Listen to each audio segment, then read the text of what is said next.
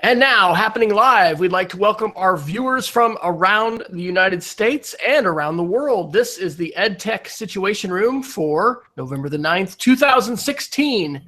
My name is anonymous. No, my name is not. It is Wes Fryer, and I'm coming to you from Oklahoma City tonight. And we are going to be talking about the surveillance state. So I have donned my glasses and I'm blogging this shirt. I asked my daughter what I should wear, and she said something that she suggested a tie that had cameras on it, and I have no such tie and don't really want to wear a tie at this point in the evening. So I am joined, as always, by Jason Neiffer, coming to us from beautiful and I'm sure cool Missoula, Montana. Jason, how are you tonight? And do you feel ready to tackle these issues, especially after an exciting evening last night of probably surprises? I don't know. Maybe your crystal ball was better than the rest of the country's.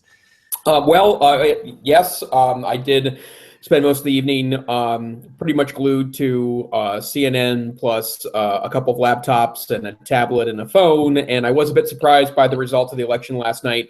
My day job is that I am the assistant director and curriculum director of the Montana Digital Academy, the state virtual school in fabulous Missoula, Montana. And so as a part of the administrative team of that program, I was also keeping a close eye on statewide elections. And I'll be honest that I should also say my academic background is in political science. And I did study political science in college. It's a topic I'm very interested in.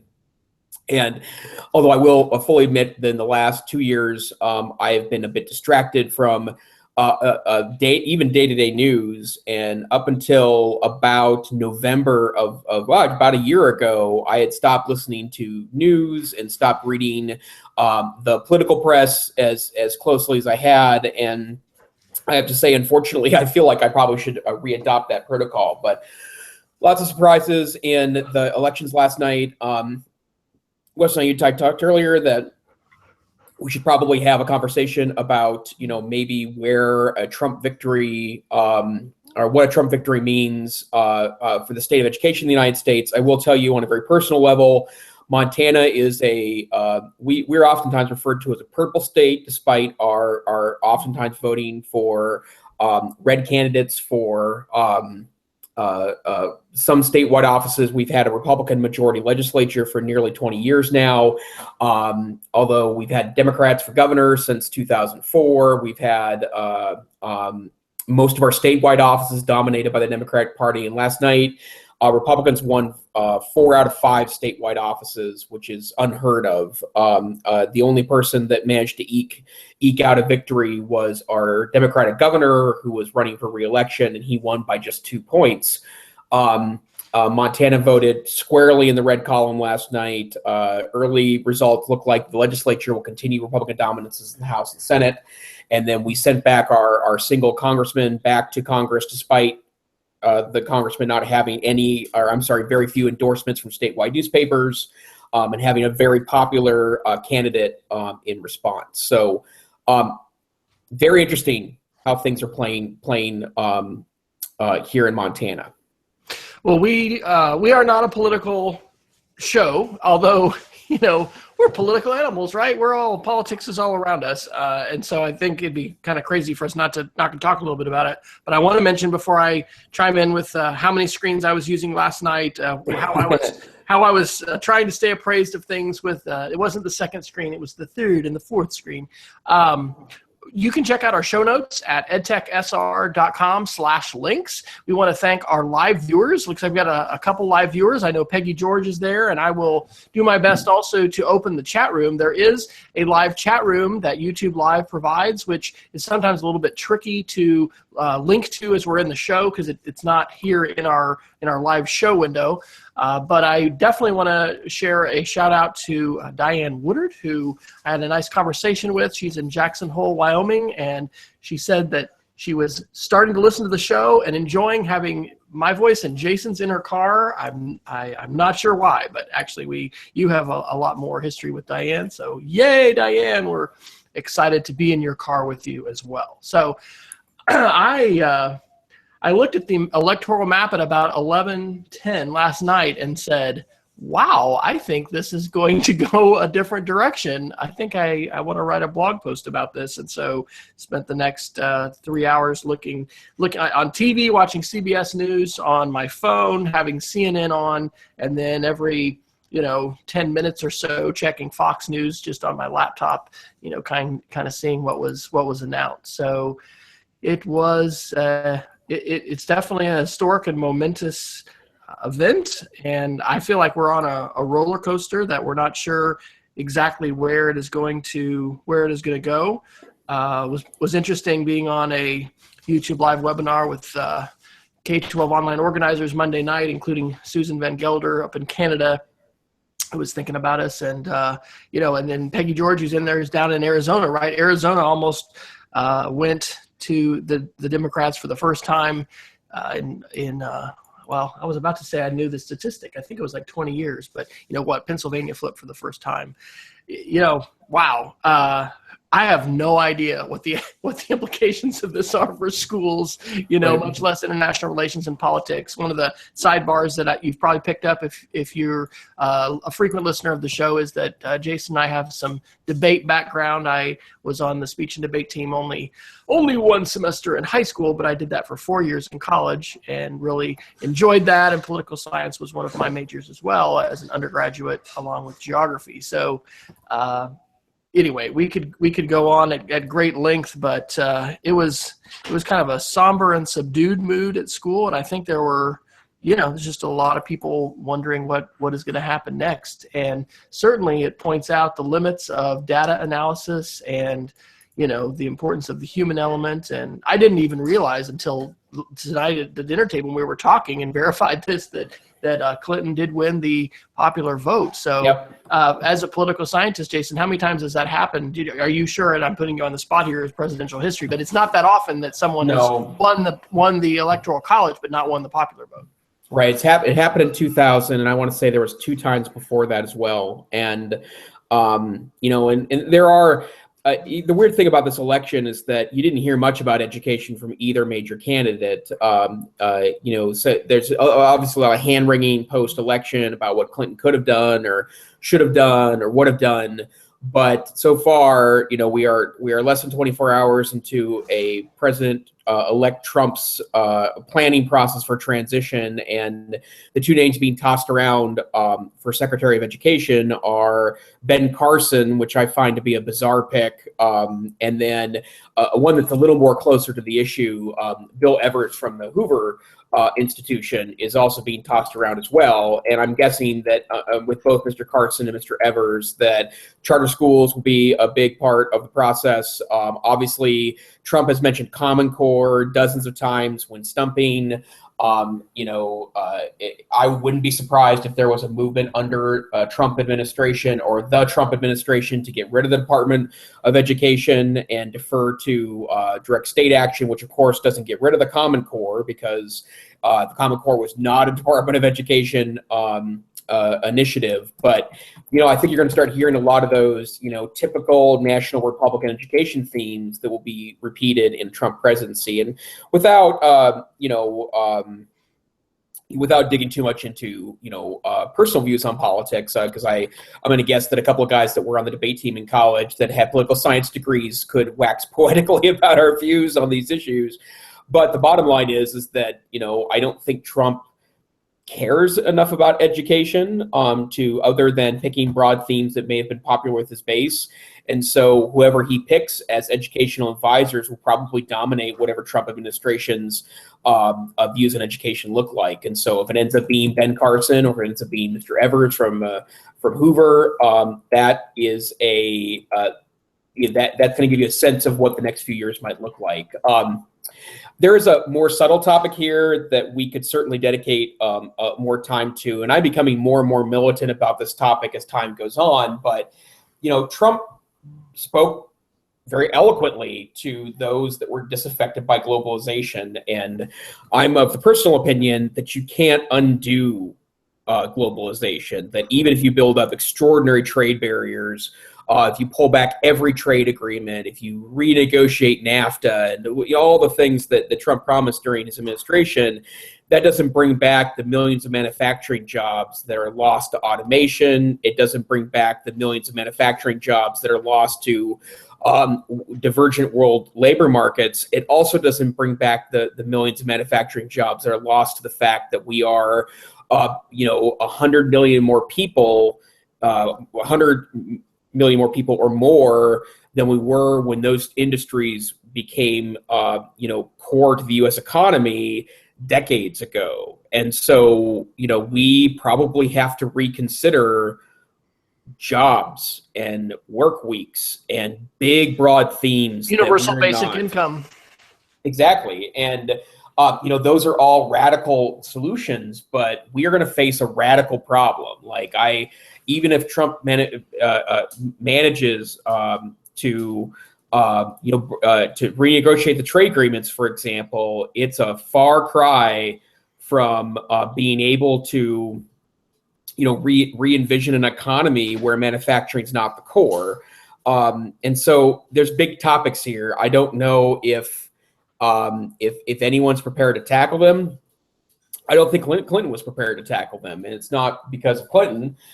Honestly, I don't think it's because of Trump either. It's because I'm not sure if we're ready for the radical conversations that need to happen so we can reimagine what labor looks like in a post-industrial world. And I get that it's really crappy that a lot of areas are dramatically impacted by globalization and the loss of manufacturing jobs. I just don't know if we can get those jobs back. And so we need to be looking for a transition, not a throwback.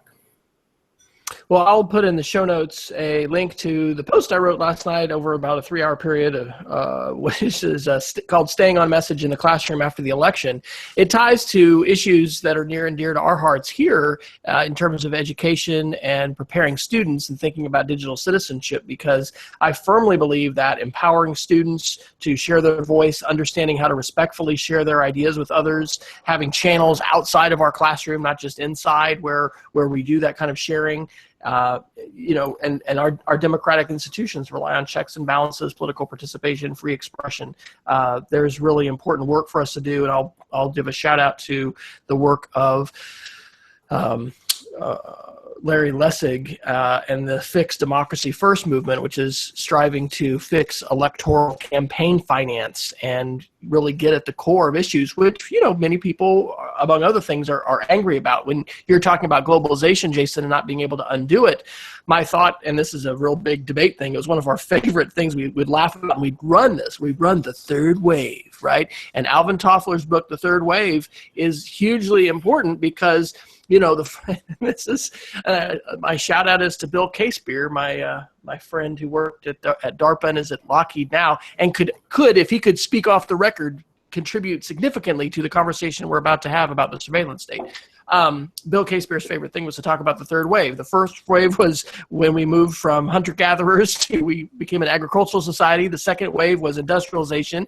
And the third wave is the information economy, the service economy, the move to a whole ecosystem of work that is much less manufacturing centered and labor market centered and is based upon much more fluid and economic exchanges where people are exchanging services, and we've got all kinds of consulting and contract work and the rise of the corporation and just some big kind of changes. And so anyway, I agree, you can't undo globalization. We've talked about, I think last time, books that touch on the Thomas Friedman book, The World is Flat. I think that's a really important book to have read and to understand as we think about all this kind of stuff. Certainly reactionary responses to what's happening in the world are going to take place. I certainly didn't forecast or think that was going to happen, in the presidency, but we definitely need changes. There's stuff to be upset about. There's stuff to be concerned about, and we're going to talk about that tonight in the context of the surveillance state. And here we've had a pretty dramatic change in politics. What does this mean? And will this be a benevolent change, or will this, Does this portend some very dark, fascist tendencies and a challenge to many of the fundamental democratic institutions that we have in the United States? I'm hopeful that it will not. But we have important roles to play as citizens, not only being connected and aware, but also being involved. And overall in the election, it was definitely hard, and it probably still is, to talk politics. And you hear people say, don't talk politics and religion.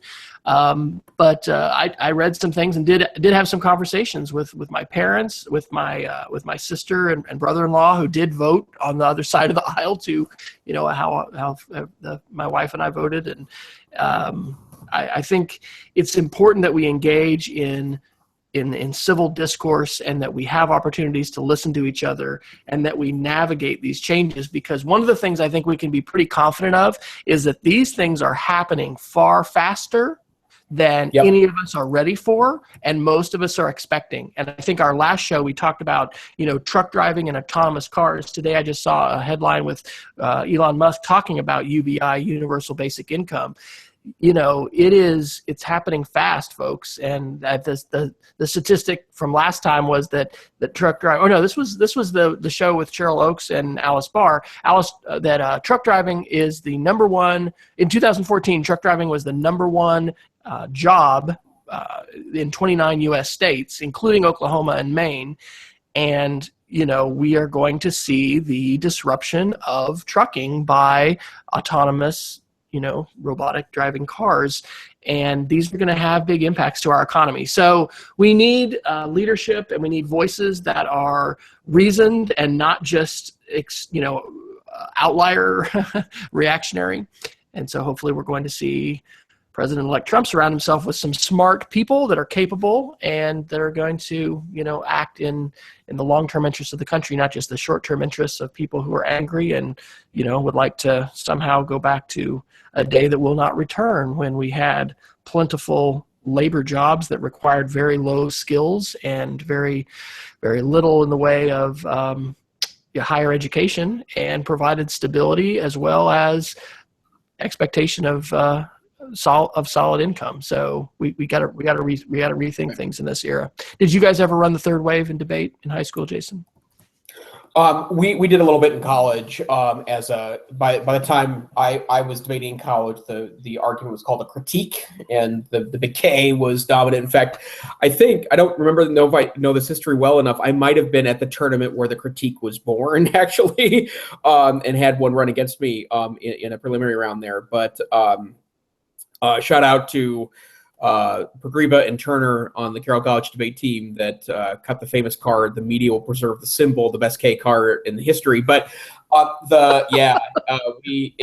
debate changed quite a bit in the 90s, and then changed again in the 2000s, has changed again in the 2010s. But that was a great argument. And I think that, that what we sometimes term as techno panic in the United States is really just coming to terms with the fact that technology changes things fairly dramatically. And, I may not recommend it this week, but this week's Note to Self podcast is about, creating, or the future of creating Borgs out of humans, right? Like, what can we augment about the human reality, including intelligence and physical endeavors that could make us essentially live forever.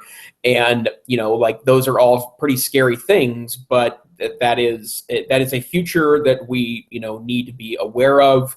And whether or not it will happen to the extent that science fiction suggests it will, that doesn't diminish the fact that we have, an extraordinary time of amazing technology that is challenging us in no other time before. So that's a big piece. I want to segue us to our discussion, but the thought I just had here is one of the reasons this is important, and it's extremely valuable to me to get together with Jason and sometimes others on an almost weekly basis and process this, is one of the things we're doing here is processing change. And as a conference keynote speaker and someone who sort of, I think, successfully, depending on how you judge success. I mean, I did that for 5 years, and our family's still 8.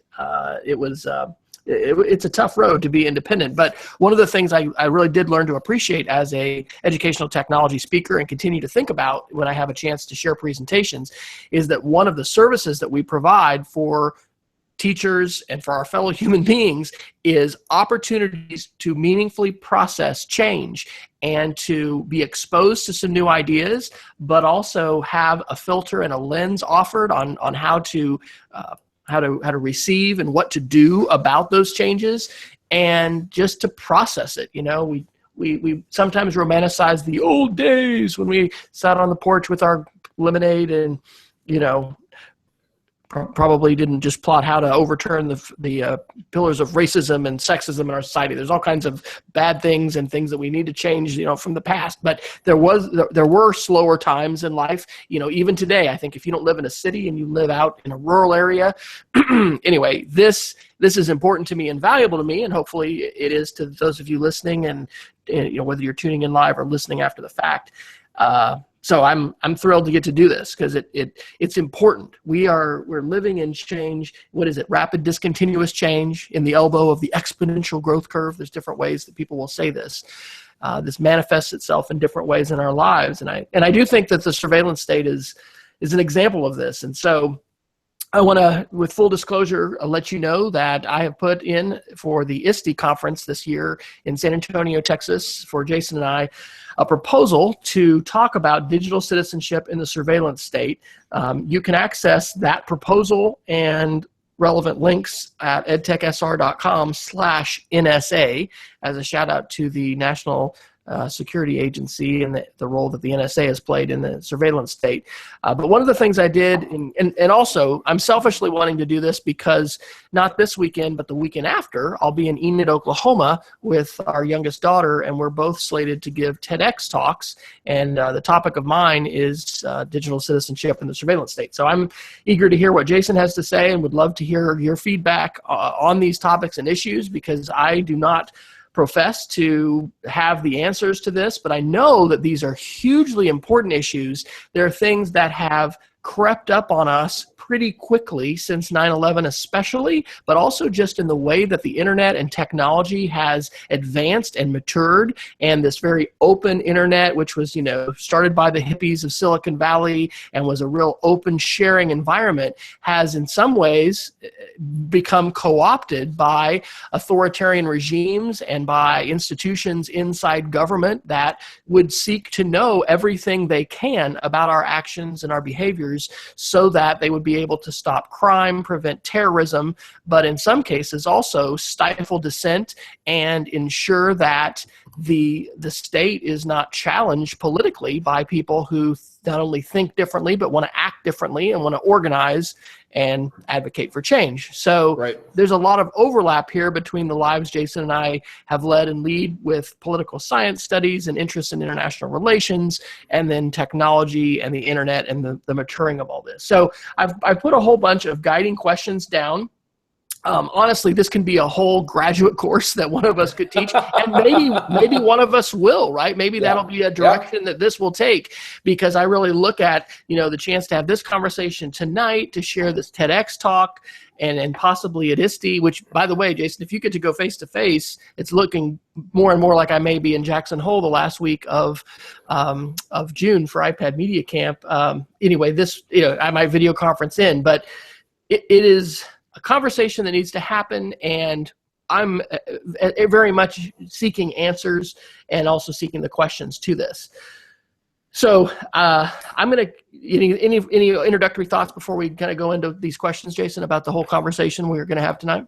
Well, no, other than it really does articulate where we need to be being cautious about adoption of technology in our personal lives and in the classroom, right? Like every time you hear a speaker, including Wes, including me, that talks about the power of these technologies, understand that power is powerful in a number of contexts, including, monitoring and surveilling. Is surveilling a word? Surveilling you, as part of your daily life. And part of what you need to be conscious of, and part of what I think students may or may not be conscious of, is that we have to be cautious about that. And the revelations from Edward Snowden certainly started this conversation discussion, but it's broad, it's real, and it requires your utmost attention.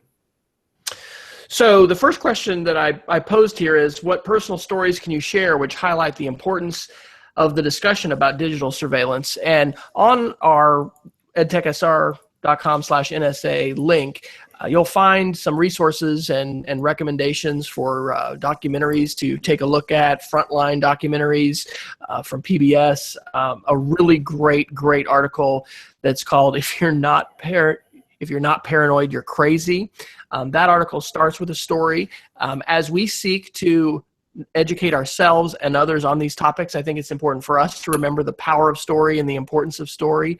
And so this is kind of what I'm thinking about starting the TEDx with. And I shared this a little bit with Jason. And by the way, shout out to Martin Haraji of the University of Montana, who challenged us. And I hope we'll be able to do this enough to kind of just throw down the gloves or whatever and just say, hey, where are we with surveillance? Let's just hear your full thing. Because sometimes we're a little,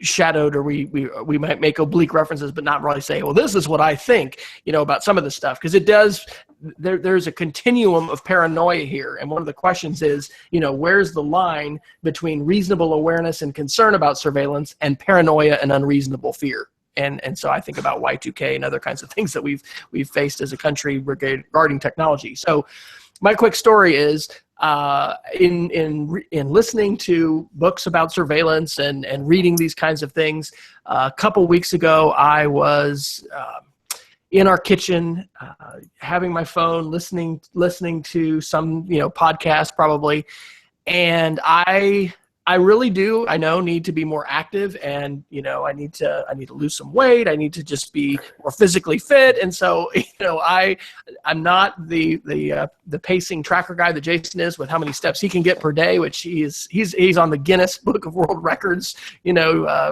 pushing the envelope there. But anyway, so I do look at that every once in a while on my phone, and I've got this app called Pacer. So I've read this article by oh my gosh, I don't remember his name. We'll have to pull it out. If you're not crazy, if you're not paranoid, you're crazy. And he talks about your devices listening to you. Well, literally, I open up my pantry, I get out some Cheetos, and I'm going to town on these Cheetos. And my notifications on my phone come up and say, be sure to avoid foods that are tempting to make sure you don't overindulge or binge or something. And this is happening like as I'm munching on the Cheeto. And so the thought, of course, is, my freaking phone is listening to me. What is going on with this? And so the author of that article has a story about chestnuts where he tells something. We probably had something happen where, we click a link and you've set a cookie, and therefore every time you go to Facebook, you see an ad for such and such. But this was different. And so what I found out was that I had my microphone turned on for Facebook and for Google and for Pacer. And, these apps can talk with each other and exchange information. And the bottom line is, I really do think that my phone heard me munching on these Cheetos and then gave me a contextual notification saying, hey, it's probably not a good idea for your health. Yeah, it was shaking the finger at me. Yep. So have you had any weird things happen, Jason, where you've kind of thought, I think my phone may be, getting more information about me than I need? I mean, another story I could tell is the Foursquare one, where we were getting donuts one morning on a Saturday, and a phone rang. This is a really small donut shop, by the way. If you come to Oklahoma City and visit, I'll take you there. And it has the best apple fritters you'll ever have. They say they're the best kolaches. They're not. Those are in Lubbock, Texas, and another little place I can take you to. But these are the best apple fritters. And anyway, we're there, and the phone rings. We're just in line checking out, and the guy said, Wes Fryer? And we're like, yeah, and pick up the phone, and they don't say anything. And then, or maybe I said hi, and who is this, or whatever, and they hang up. But it totally freaked me out, and I dropped Foursquare that moment. Like, we drove home, like, is somebody robbing our house? Because I had checked in Foursquare saying that we're here getting donuts, and it was a very spooky and weird thing. That's different from a surveillance state, but it has to do with disclosure and privacy and how much we're sharing. Those are kind of the two biggest things I've had happen to me that was like, whoa, it's a jarring thing. By the way, when you shared that story, Wes, and I think you blogged about it, I stopped using Foursquare too the very same day. Like, that was jarring enough to me to highlight the real issues with a location sharing service. I do check in on Facebook still, but that's not public, right? That's people I share things friend-wise. But my story that's similar to that is that I was teaching a training for teachers in 2008, and one of the things that I wanted to do with them was share with them Facebook.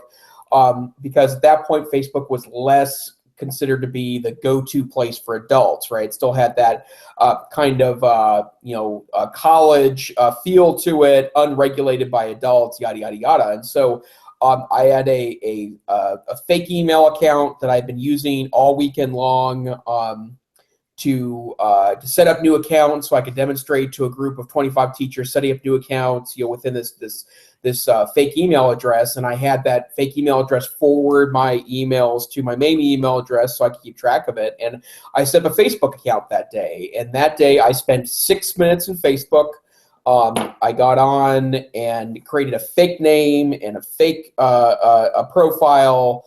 I put a fake picture on, but otherwise I kind of liked things and put a location in that was otherwise accurate. And what was crazy about that to me is that I still get emails about every 2 weeks from Facebook saying, hey, Norman Hobart, that was my fake name. We found some people you might be interested in. And it shows me people I know, right? Those are people that either I am friends with on Facebook or I'm not friends on Facebook, but I know otherwise. And you may remember that during the discussion about government surveillance in the early Obama administration, a lot of people called this a kind of a turn on the part of both Obama and Biden regarding metadata, but they said that it's less important about what the message is, but rather who you're connecting with that can help us track you down and understand whether or not you might be troubling to government investigating X, Y, and Z. And the fact that every 2 weeks there is an email in my email box that reminds me that Norman, the fake profile I set up in 2008, is still being associated with people that I myself associate with in the physical realm tells me the power of metadata and the fact that the government doesn't even need to listen to your conversations to know quite a bit about you and what's maybe important to you. Absolutely. And I just have finally gotten the pop-out chat. And so Vicky Sedgwick says, why is Wes wearing sunglasses? And Peggy says, not sure, but it's just we're talking surveillance state here. So I'm not hiding my identity, but I just decided I needed to do something fun for this conversation. So to your point, Jason, about the uncanny ability of Facebook to make those connections, one of the stories that, again, I think comes from this article, If You're Not Paranoid, You're Crazy, talks about folks going to their AA meetings where typically they won't exchange their real identities, but they will, exchange a phone number and be able to support each other and call, but they're not planning on knowing each other face-to-face, getting together face-to-face. And what happens when you put that phone number into your iPhone and you authorize Facebook to have access to your contacts is that it's able to connect the dots. And so what happens in some of these cases is that someone is on Facebook the next day and suddenly is seeing the face of this person with their first and last name who they were just in an AA meeting and are supposed to not really know who they are. And suddenly Facebook is saying, hey, we think you know so-and-so, you may want to friend them. And so the sharing that we do, and sometimes that's even just clicking on the app to say, yes, I will let Google have access to, so-and-so, or I'll give this third-party account access to my Gmail or to my Facebook, can allow some big things to happen in terms of access. I think of the Pokemon app for iOS when it first came out, and I don't think that it was maliciously done, but I can't believe developers would do this, that it somehow granted full edit rights to your Google account if you logged in with that. And so theoretically, the developers could have grabbed any document that you had in your Google Drive and deleted it or done something with it. But Jason, where are you today in your thinking about the surveillance state? What is the current state of surveillance in the United States, and why does it matter? Well, for me, I think it's obvious that the government is really keeping close tracks on everything, right? Like their attempts in the last 8 years to grab massive data caches, whether they have the ability to analyze them or not, metadata from phone calls and cell phone calls, and there was all the stuff from Edward Snowden that suggested that the NSA was hacking routers and adding firmware and backdoors into common internet devices that you pick up at your local Best Buy or Fry's, was really troubling to me. But the bottom line is that that's likely not going to impact me directly, because I'm not a terrorist. I'm not overthrowing the government. I'm not engaged in illegal activities beyond maybe some relatively low grade stuff, right? I occasionally might download something that is commercially available commercially, although now that I'm an adult and I have money, it doesn't matter as much, right? But the bottom line is that it does trouble me that both that it's happening, maybe not necessarily with full congressional approval, but more importantly, that I seem to be ambivalent to it because it's not directly impacting me. And I am a big fan of the Fourth Amendment. I think that our government, true freedom is also freedom from government intrusion when they can't go through the logical rule structure we have set up to be able to access a probable cause to engage in more aggressive government search. And I think that if we knew the true extent of what was built post 9/11, we would be all fairly disgusted. But it's happening mostly in secret and without government approval. Yeah. So my answer to this is strongly informed by lots of reading as well as watching documentaries. I gave the shout out earlier to Frontline and the PBS series. I just love that whole show and series, and they did a great episode called "The United States of Secrets," and that is a pretty eye-opening episode. One of the Edward Snowden, which we'll directly ask a question about here in a little bit on whether he was a helpful and moral whistleblower or an immoral traitor. The revelations of Edward Snowden, whatever you think about his decision to do that, have certainly expanded our ability to talk knowledgeably about some of what is happening, because a ton of what's happening, is clothed in secrecy or shrouded in secrecy, and our government has a vested interest in keeping that capability and that capacity a secret. So my perception is that there are unprecedented levels of both corporate and government surveillance happening today. We are not only being tracked in terms of metadata with the information of who we called and the connections we made. And by the way, maybe we can answer this next, Jason. I think a key question to answer is for the person who says, but I'm not doing anything illegal. Why should I care that all of this is being collected? I think that would be a really good thing to answer, because that is the response a lot of people give to this is it's a, so what? I'm not breaking the law, so why should I care? But what we know because of Snowden, and we have a glimpse into, is that the United States government has put into these massive internet pipes where all the traffic coming in and out of the United States capture devices. And these were done post 9/11 with the idea of stopping terrorism and stopping another attack. But the legal basis for that was at one point shaky and at another point completely non-existent. But these things persisted and have continued. And those not only capture meta information, but capture wholesale, conversations of basically anything that you have that's not encrypted. But in addition to that, we've got hackers that have the ability. So we've got three prongs. We have government surveillance that's happening. And not only do we have the U.S. government involved in that, but we've got lots of other governments, many of which are authoritarian and do not, respect freedom and speech. And I'm thinking of Middle Eastern countries in particular, but also, China and places like Bahrain and Qatar and Iran and places like that. So you've got governmental entities involved in this. We have hackers involved in this, and there's some really scary stuff that not if you drive by certain places that are military institutions or military installations, let's say in the state of Nevada, your phone can be they can suck data off of your phone, and I believe this, and I've read credible sources who talk about this. So, and this is why if you go to Black Hat, which is the Las Vegas conference where the hackers get together, basically don't bring your device, and even if you bring it, don't turn it on, because it's not just a Bluetooth thing. I mean, there's capabilities now, even with your new credit card, with your chip card. We just had the first instance with one of our credit cards of somebody, in Arkansas who we didn't know, using a card that we just had to cancel. And that's probably happened to a lot of people with identity theft.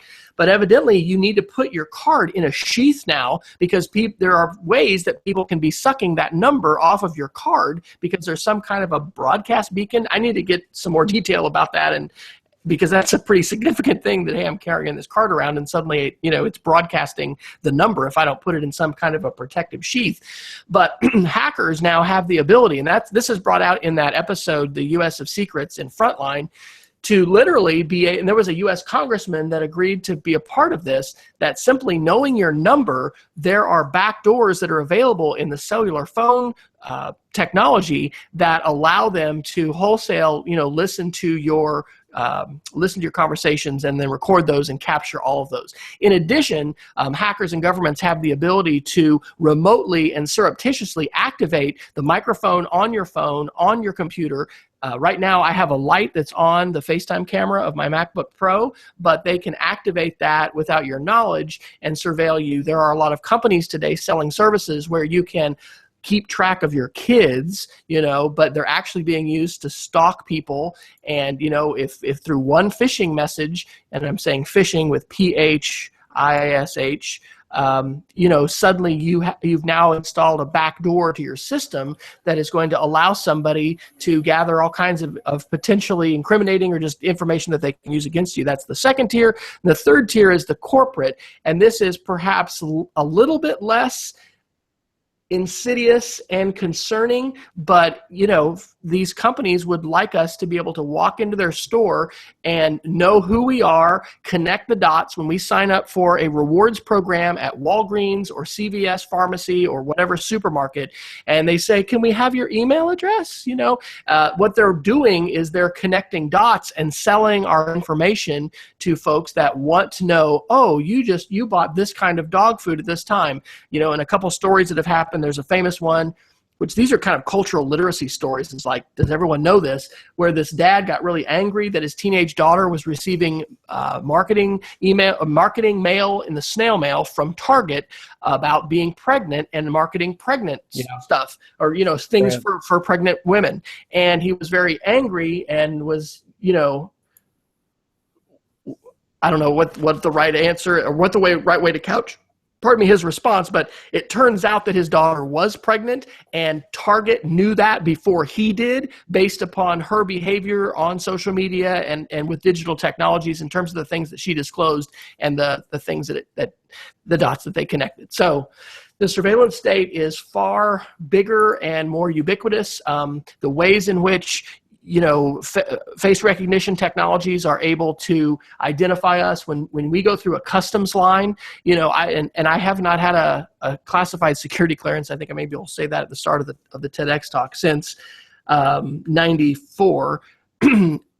So my information here isn't based on being an insider for classified information. I'm not blowing the whistle as an insider with classified knowledge, but I'm sure that our eyes would be really, really wide open if we were to see the dots that can be connected when we go to the airport and when the customs officials, scan the driver's license, scan the passport, and even, when they're able to see our face and connect the dots. So we are peering dimly into a really big, dark closet of activity.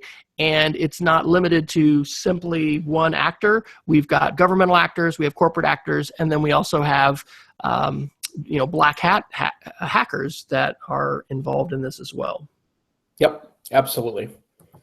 So, Jason, why does privacy matter today, and why does this whole conversation matter? Is this something that we should be having with students if we want to take this, think about classroom and digital citizenship and that kind of thing?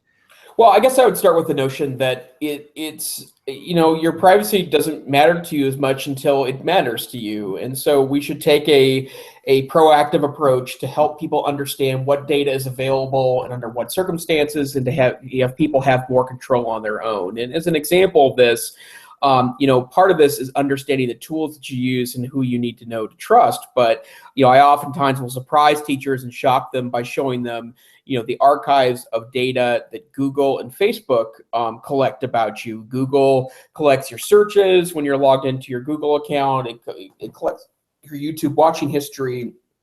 It collects the literal audio clips when you talk to your cell phone or to a browser. Or my Geek of the Week tonight will be to show off my new fancy Amazon Home, Google Home, which also utilizes a voice-activated approach where it does store that data for you permanently, including the actual audio clip. And I'm comfortable with Facebook and I'm comfortable with Google doing that because I trust them as companies. The problem is every service you sign into is probably collecting personal data on you that is capitalizing on that data, literally capitalizing on that data through some sort of product exchange with advertisers that you may or may not be comfortable with. And it's easy to take this to government extremes, whereas most of us will likely not be to the scrutiny of the government. In our day-to-day activities, we will be, however, to the scrutiny of advertisers and those trying to profit off our personal data. And you need to be at least aware of the situation and be proactive about that. And I don't think that the tools that we adopt and use do a very good job of educating us as end users about how that process works. And so I think that's an important start to that. What about you, Wes? I think that there are security and confidentiality and private, and there are issues about our personal safety that touch on, for instance, the story of the New York Times columnist who, posted on social media he'd be out of town and he got robbed that weekend. When I was at the donut place and had this weird call, which, by the way, we still don't have resolved. I don't know if somebody was just doing a prank or if it was somebody who actually said, I don't know, I want to freak Wes out. It did. But there are limits to the things that we should generously share. That's a question that I put in here somewhere, down the list, because I'm a big fan of sharing. In fact, I almost wore my Creative Commons shirt, I love to share, because I do. But there need to be limits to the things that we share, not only because we could be exploited and we could be potentially offering up, our own children or our students to exploitation and not really manipulation, but just, the harvesting of data. And again, these things might seem innocuous, but we don't know at this point the unintended consequences of these dots being connected. One of the things we've talked about repeatedly on this show is artificial intelligence and the march forward of these tools that are going to allow for just huge capacities of people and machines, and then the merging of people and machines, cyborgs, to connect the dots. And so, it's not a complete fantasy to think about an insurance company or a bank, denying your application at some point for something, for insurance medical coverage or for a refinance of a home or a purchase of a vehicle or whatever, and saying, no, I'm sorry, we've decided you're not a good risk. And because of a long string of things that have been shared and their analyses of patterns, and we're talking about incredible multivariate analysis, like way beyond anything Jason's going to get done in his dissertation or I did or ever will do, we just don't know what the consequences of all that are. And so that I think that all of us need to make decisions about what our boundaries are for personal sharing. Some people have a very draconian, I'm not on Facebook at all. I'm not on social media at all. Clearly, that's not where I live. I think there's tremendous benefit to the sharing economy. But at the same time, I'm seeking that answer myself. Where should that boundary lie?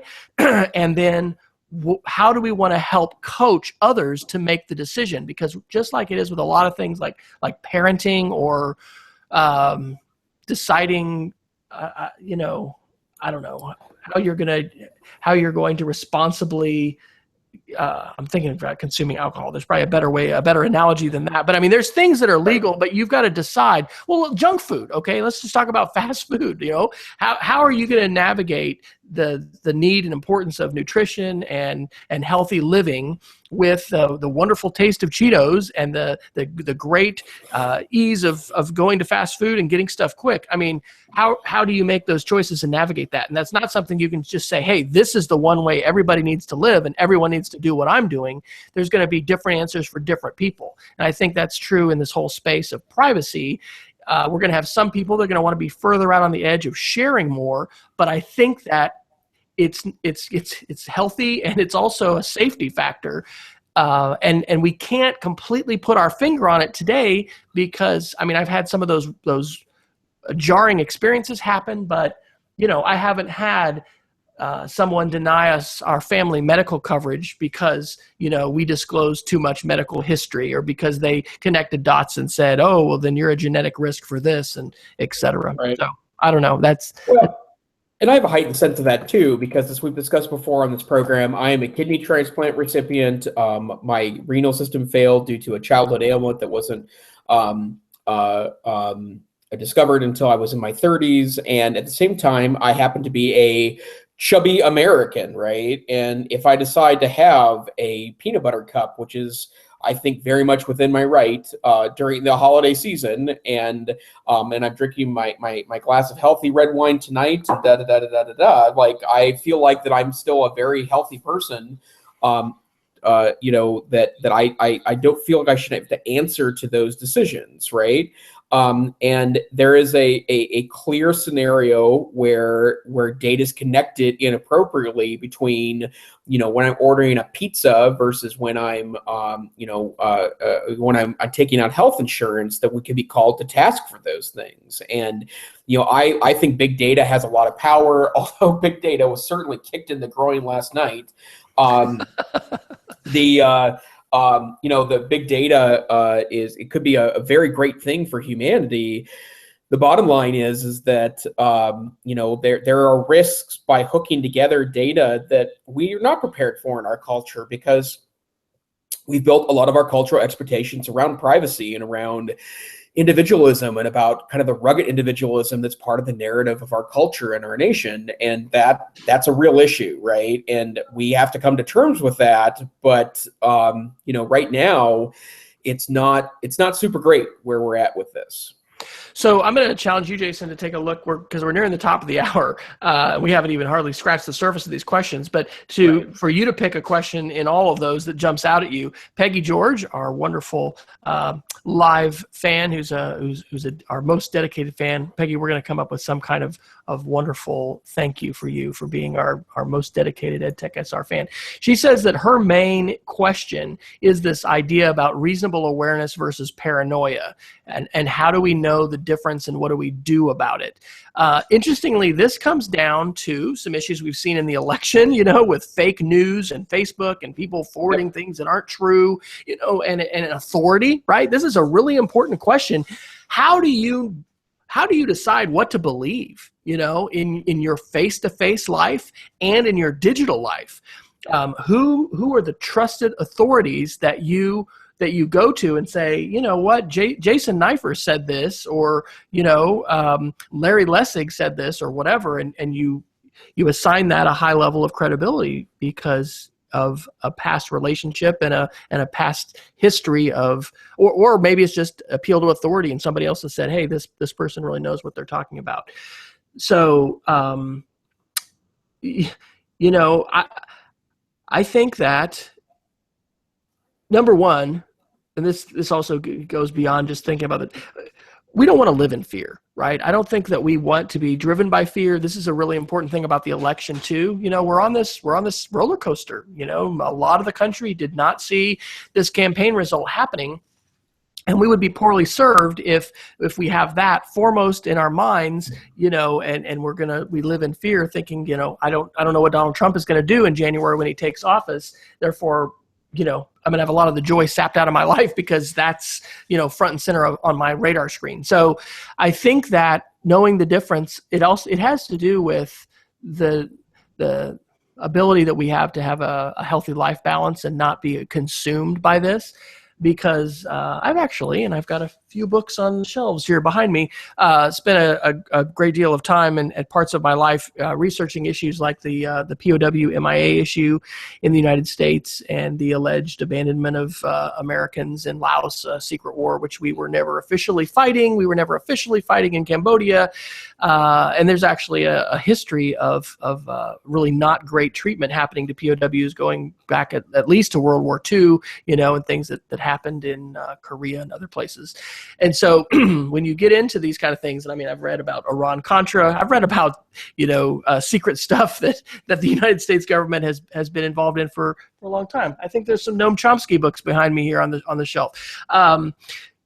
It's possible to be consumed by it and to really, think about it beyond, I think, what could be considered healthy. So I think we want to have an informed perspective where we can glimpse into this and take reasonable precautions. It's a little bit like living in Oklahoma with tornadoes, right?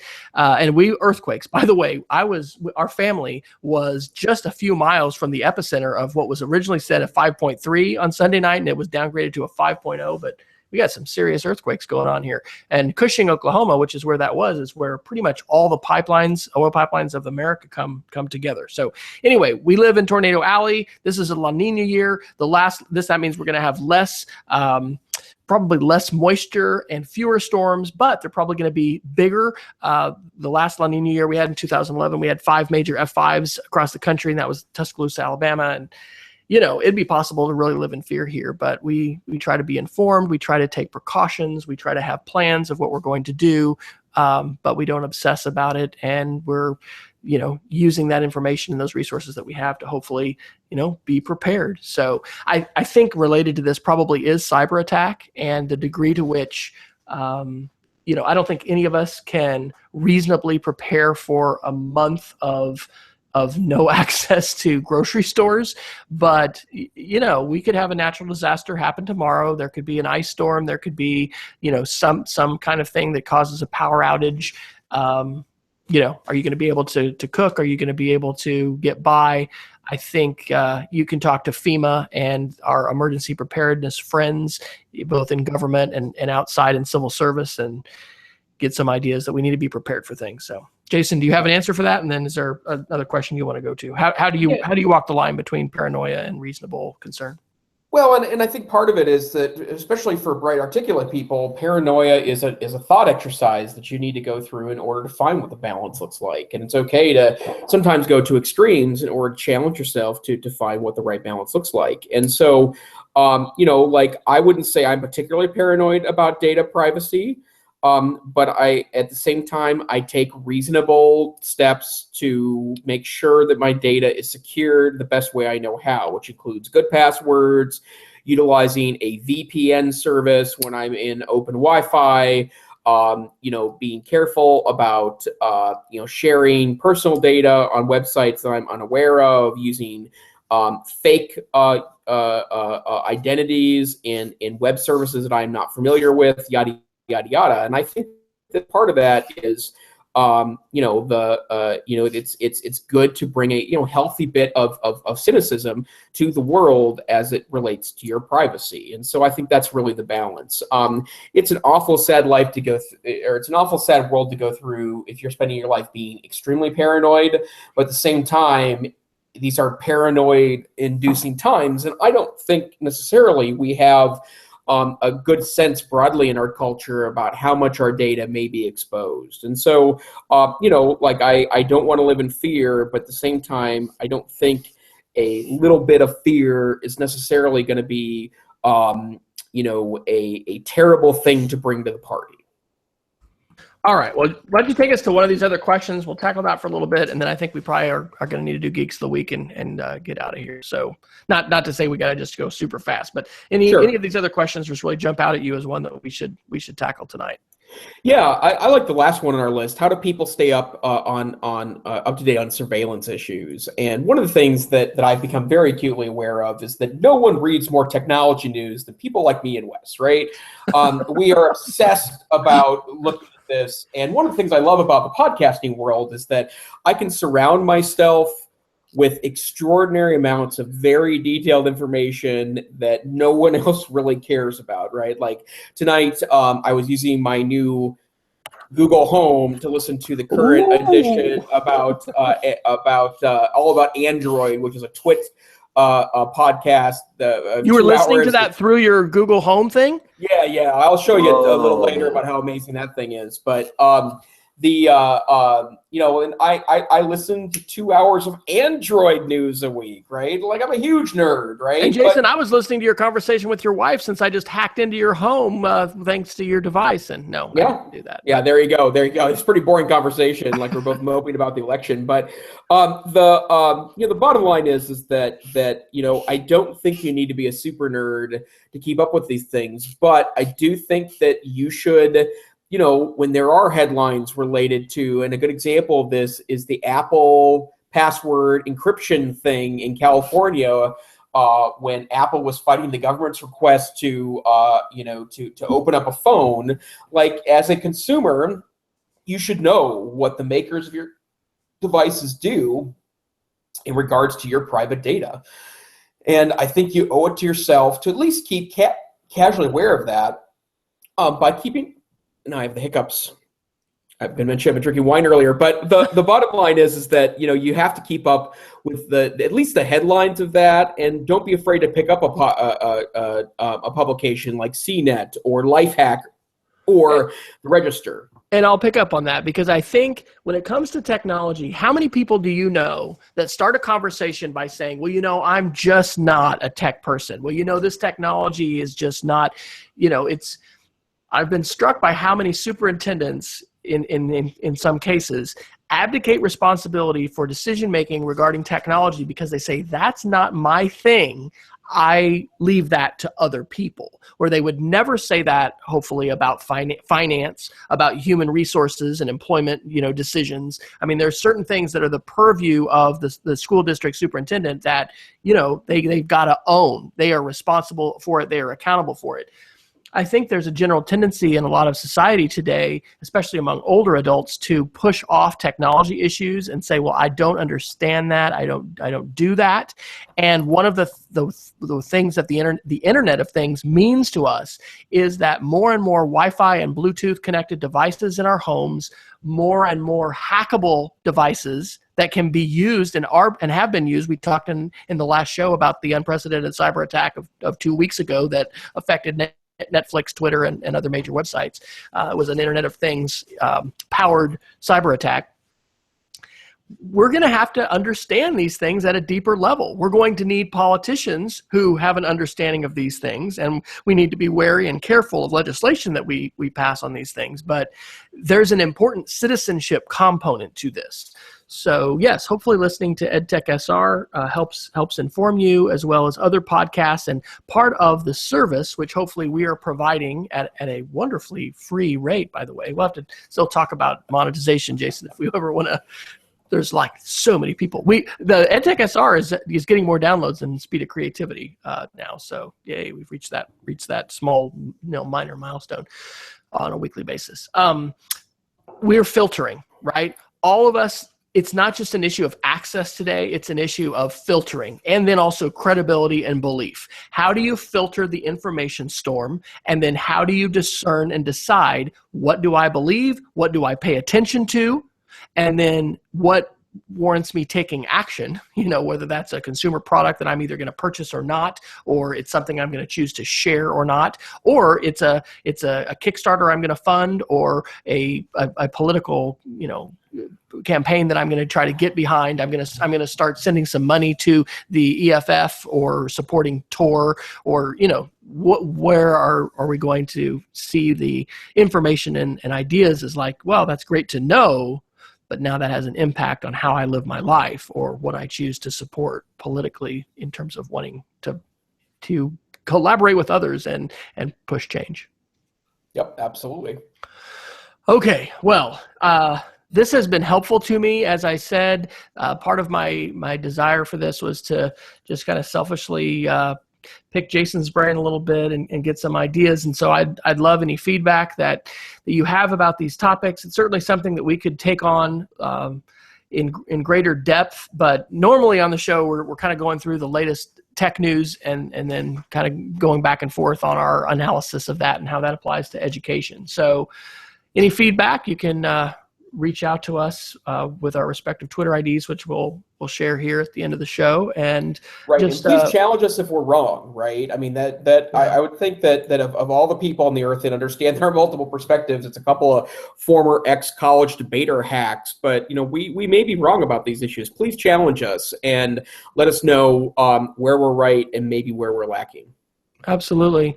And also feel free to give us input on where we should take these kinds of conversations, because I think we're at our school doing quite a bit now with digital citizenship, and we're having a mini retreat next week where we're going to be developing the skeleton of this 5-year strategic plan for digital citizenship. I'm wanting and thinking that some discussion about certainly privacy, but even surveillance, fits inside that.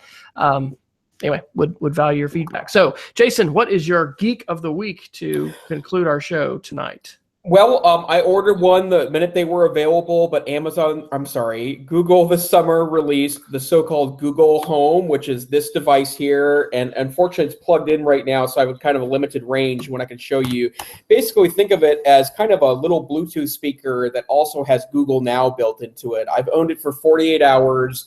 And I think this may strike into the same awesomeness that the Amazon Alexa seems to be doing for those that bought that platform. But I can access it very quickly by saying, okay, then Google. I don't want to say it for now because I want to demonstrate that. But it is a great Bluetooth speaker. And I don't have very many Internet of Things devices in my home. But as I start to collect them, this thing will talk to them. So as an example of this, okay, Google, what is the weather in Missoula tomorrow?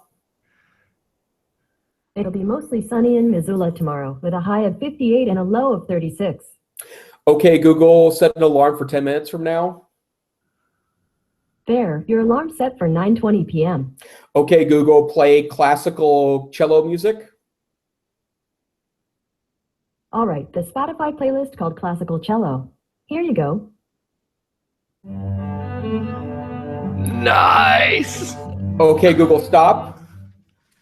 And here's the big one, Wes. Are you ready? Okay, Google, play the EdTech Situation Room podcast. Here's the latest episode of EdTech Situation Room by EdTech Sovietyczny with Freiherr. EdTech Situation Room, episode 27.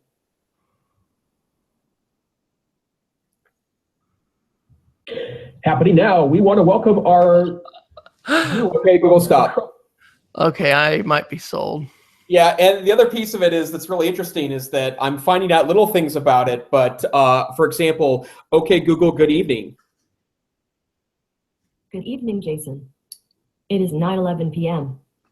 The weather in Missoula currently is 43 degrees and clear with a high of 56 degrees. Have a wonderful day. Here's the latest news from NPR News Summary at 8 p.m. today. Wow. So does Planet Money and the following message come from... Okay, Google, stop. So yeah, it's pretty impressive. And actually one of the big things I found out was that when I say, okay, then Google, I don't have to wait for it to recognize anything. And in fact, it recognized that.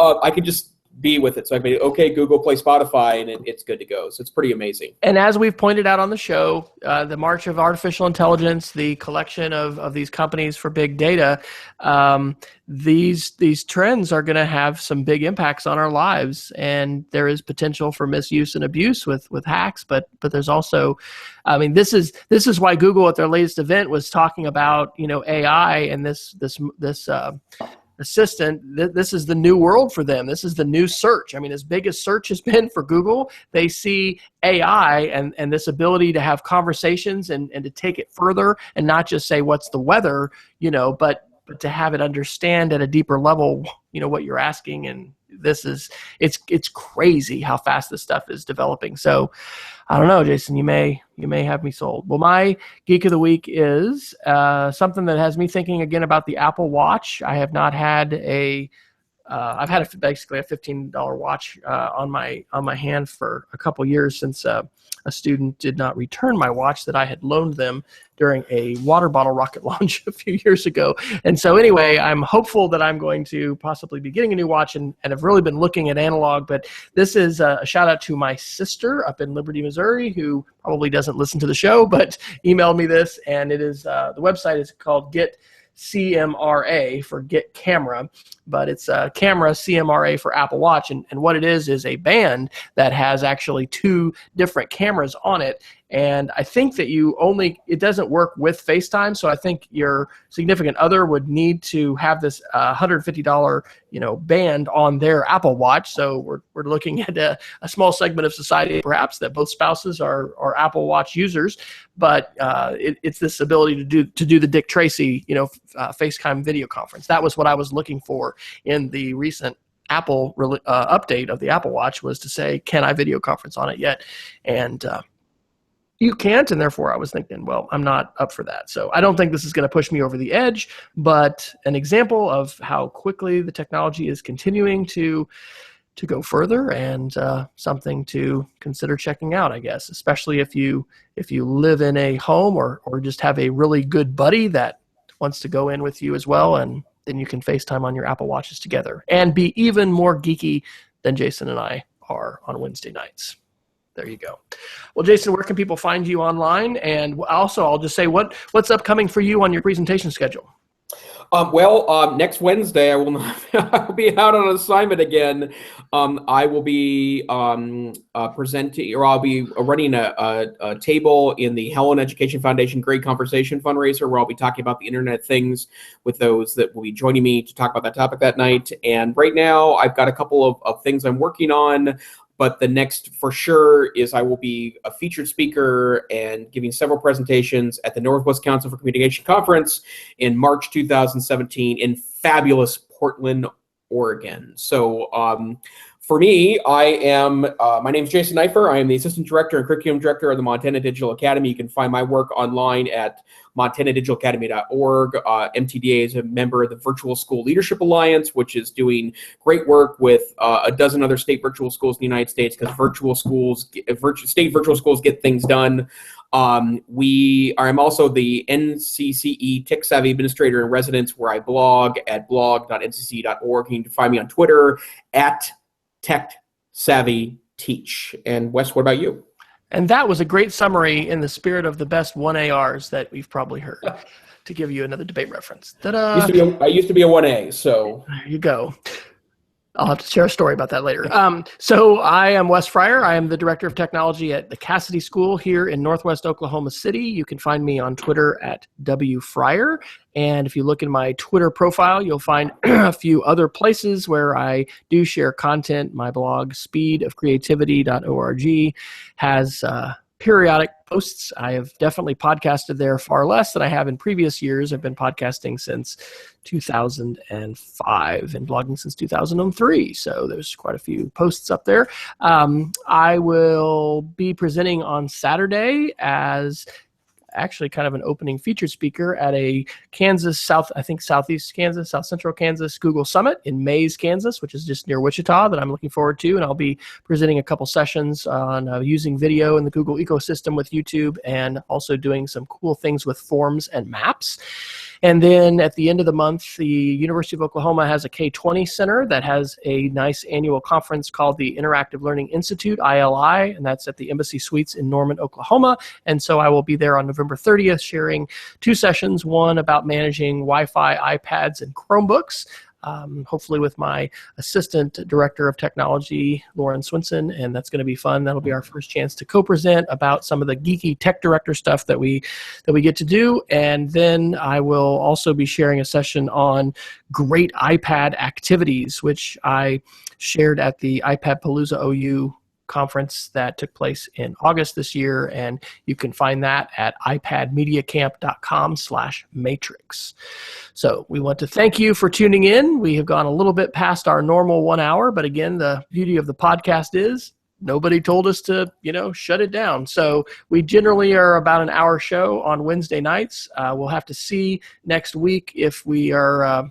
Jason's out on assignment. I will be seeing about a guest. We had a couple folks ask for rain checks when Jason was out last time. So stay tuned to our Twitter channel, EdTech SR. Definitely go to edtechsr.com. Subscribe to us on iTunes.